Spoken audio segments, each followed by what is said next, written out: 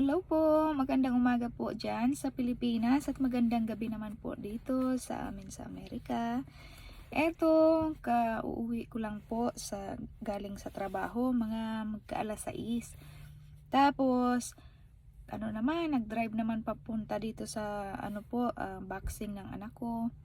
So ngayon, habang nag-aantay sa kanya, eto, maglilista po ako ng mga ang tops badges, yung mga may top badges na dyan at yung mga bagong star senders ko.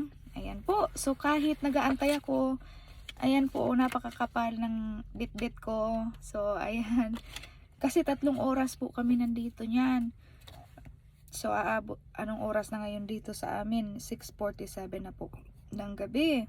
Tapos ang layo ng uwi pa namin yan, ang drive ko pa po is 45 minutes magsimula dito hanggang sa bahay po. So makakaabot kami yan sa bahay, mag-aalas 10 na po niya ng gabi.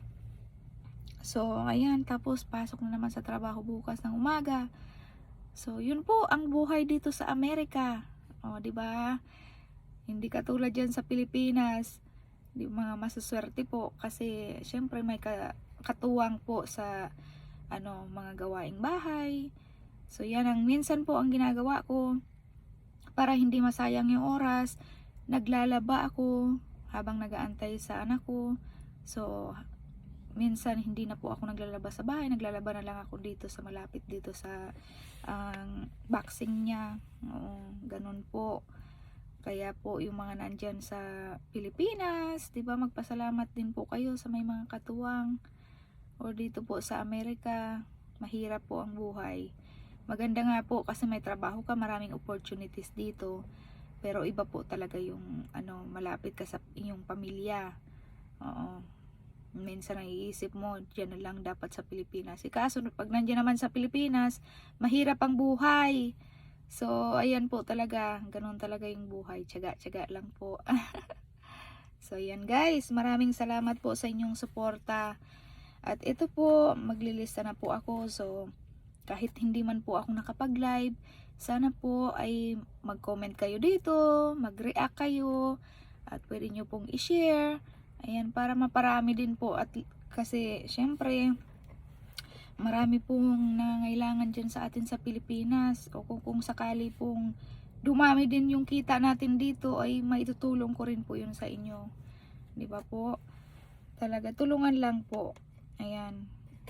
Malapit na rin po dito sa isang account ko. Malapit na rin pong ma-monetize.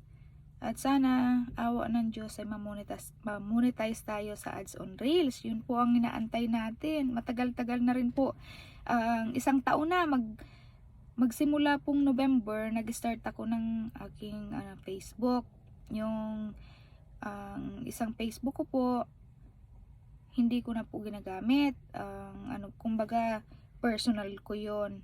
Tapos, ito po yung dalawang Facebook na page na ginagamit ko po, yung Michelle Cooper Online Store at Michelle in Ohio, USA. Yun po ang dalawang ginagamit ko po. So, yung Michelle Cooper Online Store, yun po ay monetize na. Ang inaantay ko na lang is yung ads on Reels. Yun. So, ipagdasal nyo po na ma-monetize tayo doon, 'di ba? Para mas marami tayong matulungan. Ayan guys, sana po ipanoorin niyo po, tapusin niyo po ang mga videos para makabinwit kayo ng isda. Ayan po, ingat po kayo lagi. Ayan po, sa mga magtatrabaho pa lang po diyan sa Pilipinas, mag-ingat po kayo sa inyong pag-drive or sa inyong biyahe. Ayan po, ingat po lagi. God bless po. Bye-bye.